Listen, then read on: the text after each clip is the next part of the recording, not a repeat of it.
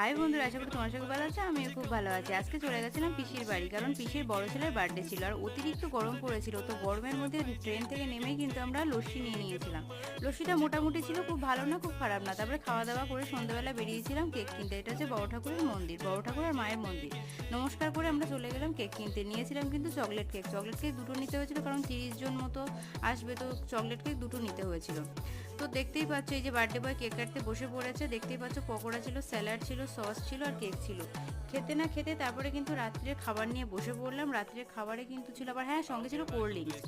রাত্রে ছিল কিন্তু খাবারে পোলাও ছিল, দেখো কাজু কিশমিশ পুরো ভরা। তারপরে ছিল কিন্তু স্যালাড, ছিল দই কালিয়া।